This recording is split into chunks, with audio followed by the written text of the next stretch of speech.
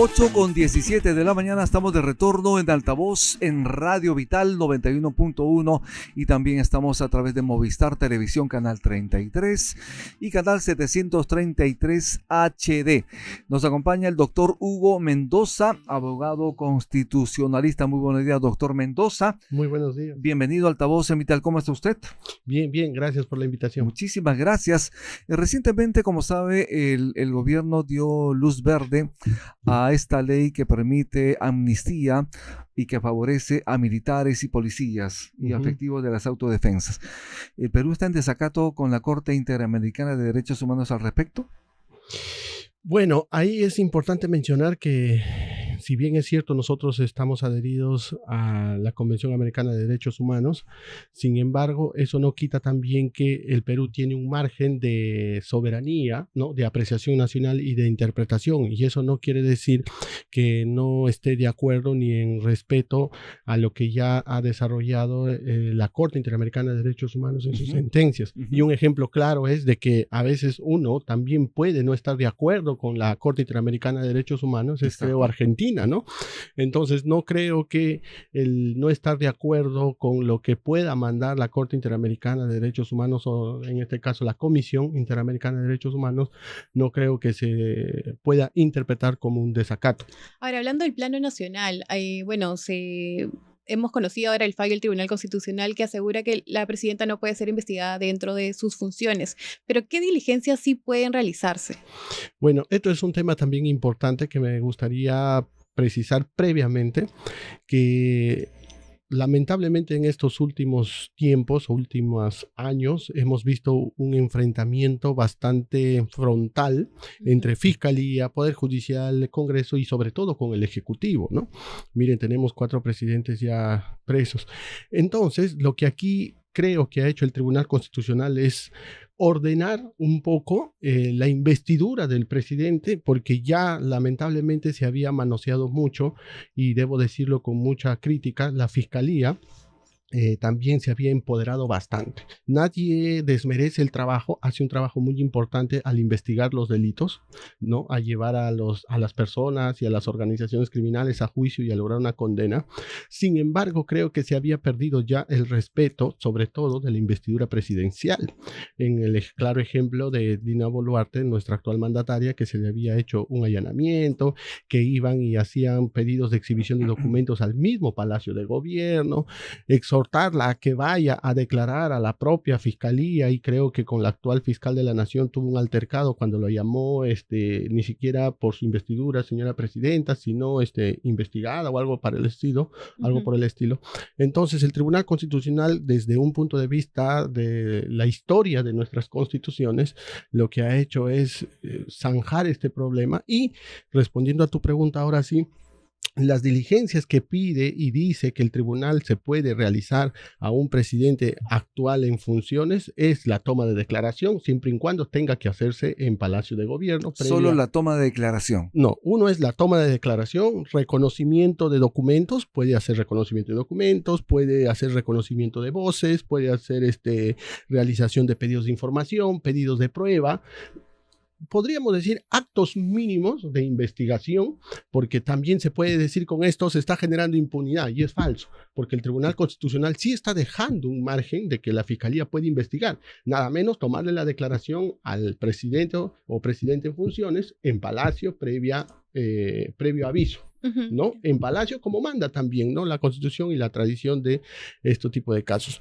Y también solicitar documentos, solicitar pruebas. Lo que está diciendo el Tribunal Constitucional es: no puedes hacer investigaciones, además de las ya señaladas, que atenten contra la dignidad de la investidura presidencial, ¿no?, o contra la dignidad del titular de la presidencia, mejor dicho, porque es quien encarna es una persona. Entonces, estos actos de investigación que atenten contra esa dignidad de la persona y mella la investidura presidencial, tan venida menos, es pues estos allanamientos que hemos visto en la propia casa de la actual presidenta, es estos pedidos de exhibición de documentos cuando se aparecían los fiscales y miembros de la DIVIAC en Palacio de Gobierno, exhortar a que tenga que ir a la Fiscalía de la Nación Entonces, creo que esos actos sí están descartados por el Tribunal Constitucional porque atentarían contra la dignidad de la persona titular de la presidencia, pero además estaría devaluando también la investidura presidencial. Sí, sí, perdóname, Camila, ¿significa que ocurrió algo similar con el expresidente Pedro Castillo? ¿Porque ocurrió lo mismo? De Pedro Castillo, efectivamente. Porque también ocurrió lo mismo, porque muchas veces fue la DIVIAC y se ingresó a Palacios de Gobierno, se empezó investigaciones, entonces debió también regir lo que el Tribunal Constitucional está diciendo respecto a la investidura presidencial.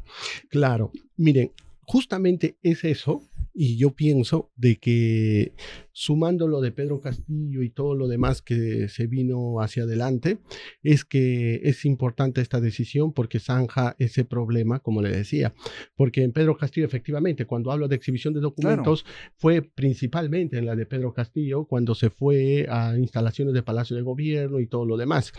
Claro, con Pedro Castillo hubo una, digamos así, parcialmente atentaban contra la investidura presidencial porque se fue a pedir exhibición de documentos, pero también le tomaban la declaración en Palacio. Ahora, con la presidenta Dina Boluarte, ya se le lleva a declarar y se le exhorta a ir a declarar. Entonces, estaba yendo a menos el tema de la investidura presidencial y el tema también de la dignidad de la persona quien encarna la presidencia, ¿no? El Ejecutivo. Entonces, por eso el Tribunal Constitucional señaló que esto ya debe parar. No, repito, no quita a la Fiscalía poder hacer sus investigaciones, pero siempre de una manera limitada, como ya lo ha puesto en su sentencia, ¿no? Y en estos casos o en este margen que tiene los presidentes ahora con esas ciertas diligencias, ¿ellos pueden negarse o están forzados a tener que hacer las declaraciones o lo que les soliciten dentro de este periodo, de esta etapa preliminar? Bueno, eso es una buena pregunta.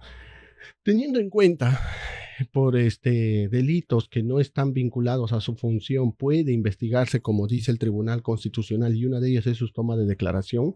Entiéndase que también el presidente es una persona, ¿no? Una persona que no pierde sus derechos, sino más bien gana prerrogativas. Y esos derechos que tiene toda persona cuando está vinculada o sindicada a una investigación es poder guardar silencio. El presidente o presidenta vigente actual que pueda tener el Perú bajo estas condiciones, también podría en su momento guardar silencio y decir, pues me acojo a mi derecho a guardar silencio, por ahora no voy a poder declarar o no voy a declarar y ya más adelante podría hacerlo. Entonces, digamos que bueno, sin duda en el caso de Pedro Castillo hubo una especie también de termómetro político, ¿no? Digamos, para poder, que salga, incluso Zoraida Ábalos también salió de la fiscalía justo por no iniciar investigaciones. Entonces, esto ya, digamos que aclararía la situación para cualquier otro presidente que tal vez no tenga el respaldo de la mayoría del pueblo. Claro, pero más allá del respaldo del pueblo, que es totalmente también criticable, ¿no?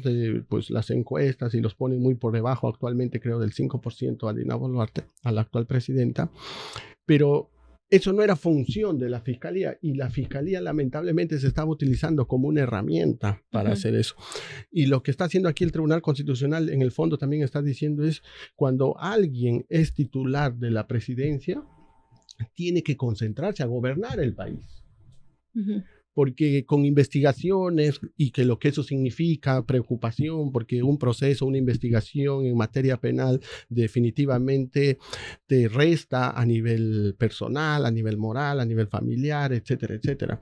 Entonces te genera una preocupación y tener a un presidente con el cargo más importante que esto es de una nación, tenerlo en una investigación lo desconcentras, ¿no? Entonces es importante, por eso repito esto, porque nos guste o no, la Fiscalía no puede ser la voz del... Hablando justo sobre ese tema, ¿qué opinas sobre el desempeño de Delia Espinosa, que no solamente en el caso de la presidenta Dina Boluarte ha mostrado mayor agilidad, digamos, con las denuncias, sino también, por ejemplo, en el caso de Patricia Benavides, que se ha negado a recibirla o acatar la resolución de la Junta Nacional de Justicia, hasta que ya, hasta ahora que ya conocemos que es fiscal suprema, ¿no? Que incluso también hubo cierto debate hacia qué despacho iría. Claro, mire, eso es una gran muestra de poder la Fiscalía, cuando se irroga esas facultades de representar a la sociedad, al pueblo, es más, me recuerdo unas declaraciones de Delia Espinosa, la actual fiscal de la Nación, a un medio de comunicación donde decían, señores, piensen en su país.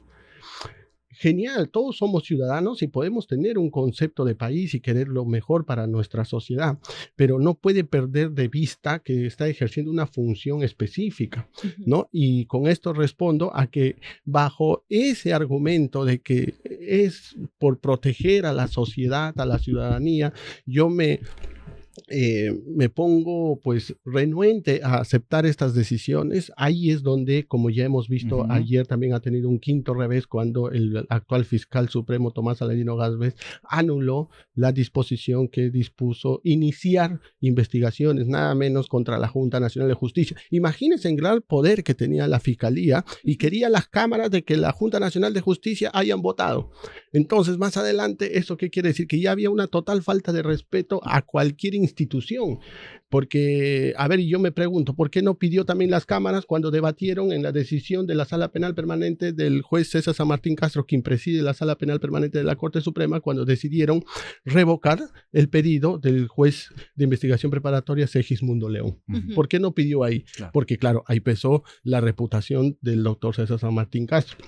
Entonces, eso hace que se tergiverse la función de la Fiscalía y creo que desde el primer momento, como representante de todo el Ministerio Público, debió acatar todas las decisiones, nos guste o no, es lo que corresponde a todo ciudadano y todo funcionario. Doctor Hugo Mendoza, vamos a hacer una pausa, ¿le parece? Gracias. Estamos en Altavoz en Vital, estamos conversando con Hugo Mendoza, abogado constitucionalista. Gracias por estar en Altavoz en Vital. Hacemos la pausa, ya regresamos.